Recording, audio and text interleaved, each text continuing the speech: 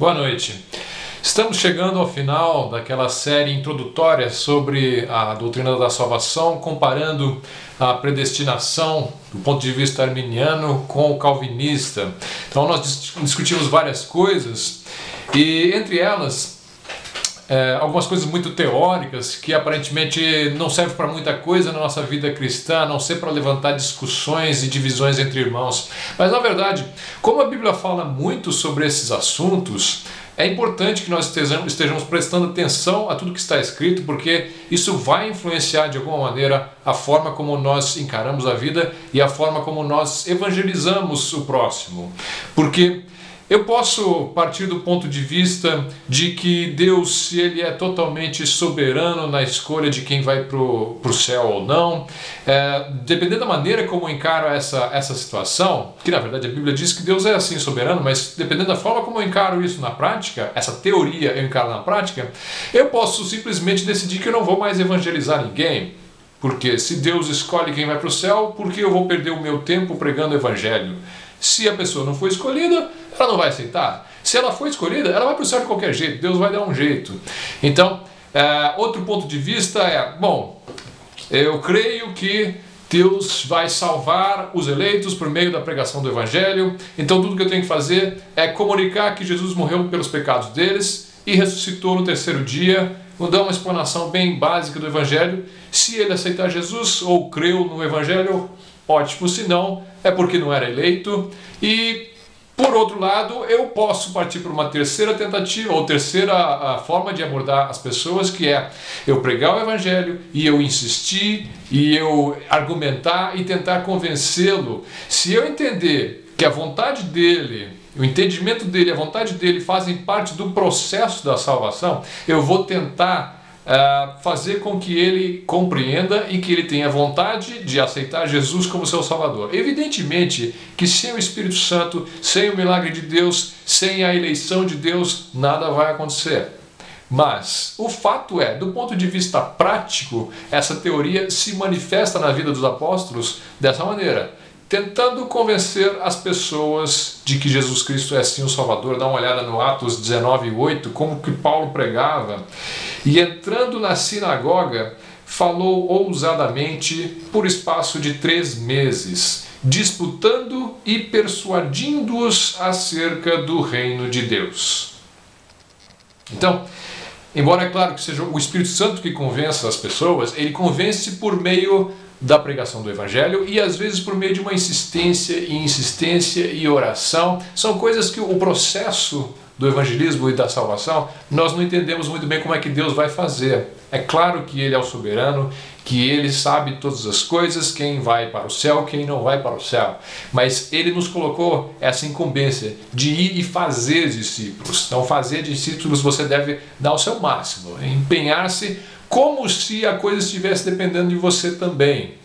Essas coisas a gente não vai entender muito bem os detalhes de tudo como funciona, mas apenas devemos obedecer às ordens da palavra de Deus e pregar o Evangelho. Então, nós temos dentro dessa posição, tanto o arminiano quanto o calvinista, tem calvinistas que vão seguir por essa linha. Você deve apelar para a vontade da pessoa. Veja o que John MacArthur escreve.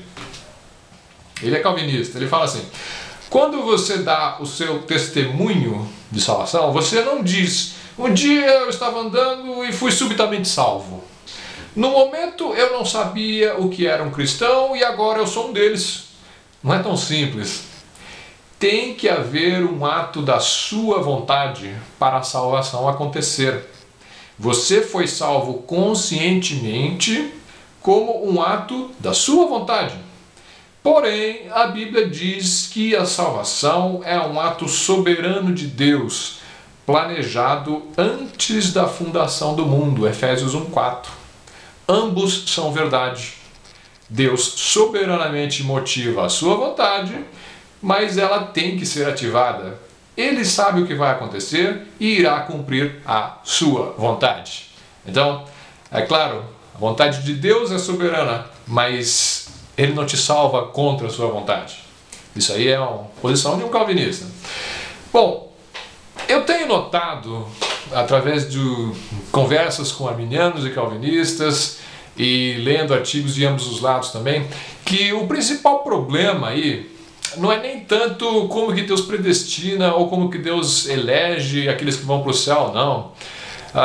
Apesar de que o foco da discussão muitas vezes é esse, o que eu tenho percebido é que o problema, na verdade não é bem esse. Tudo bem, o calvinista diz que Deus, antes da fundação do mundo, escolheu aqueles que não vão para o inferno e o resto ele deixou ir para o inferno.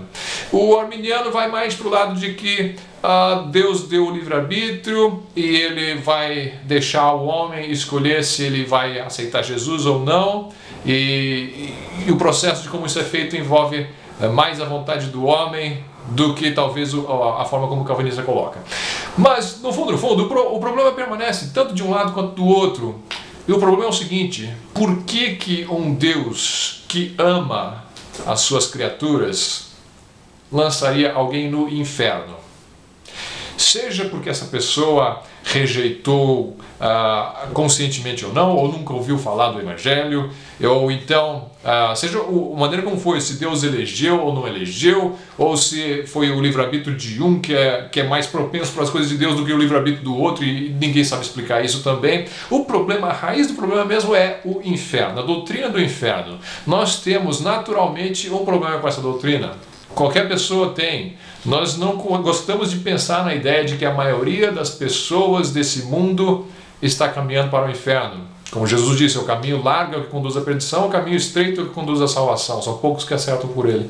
Então, essa ideia de que Deus coloca as pessoas no mundo, deixando com livre-arbítrio ou sem livre-arbítrio, mas ele sabendo que no final das contas, essa pessoa que ele colocou no mundo vai acabar no inferno, por que ele colocou essa pessoa no mundo então? Então, esse é o problema das pessoas. E na verdade, as pessoas tentam dar um jeito de tirar a responsabilidade de Deus da coisa e falar: não, Deus não tem nada a ver com isso, você vai para o inferno porque você quer. E Deus, ele meio que não consegue te tirar do inferno, talvez. Por quê? Porque é a sua escolha. Então, é uma situação assim que, na verdade, o que incomoda é o inferno. Não é tanto se Deus vai eleger esse ou aquele. O problema maior é a doutrina do inferno. Na verdade, nós não podemos tirar a soberania de Deus também na questão do inferno, porque o inferno foi criado por Deus e é uma manifestação de um dos atributos de Deus, que é a sua justiça e que é a sua ira. São atributos que nós às vezes preferimos não dar muita ênfase, mas que estão presentes ali, e é claro que o inferno é uma manifestação desses atributos. Agora, o calvinista, na verdade, ele vai trabalhar a questão da seguinte maneira: bom, Deus, na verdade, ele não ama todos. Não, ele só ama os eleitos. Jesus não morreu por todos, ele morreu só pelos eleitos. Então eu gostaria de trabalhar hoje essa questão do amor de Deus na salvação, na doutrina da salvação. Você veja Salmo 11, versículo 5, para você que pensa assim que já ouviu falar uma coisa assim: Deus, ele ama o pecador, mas ele odeia o pecado. Mas o Salmo 11, 5 diz assim: o Senhor prova o justo, porém ao ímpio e ao que ama a violência odeia a sua alma. Então Deus odeia a alma do ímpio, não só a impiedade dele, odeia a alma dele. Quer dizer, em outras palavras, Deus não vai mandar o pecado para o inferno, vai mandar o pecador para o inferno porque ele cometeu pecados ou porque ele é pecador. Então, na verdade, não dá para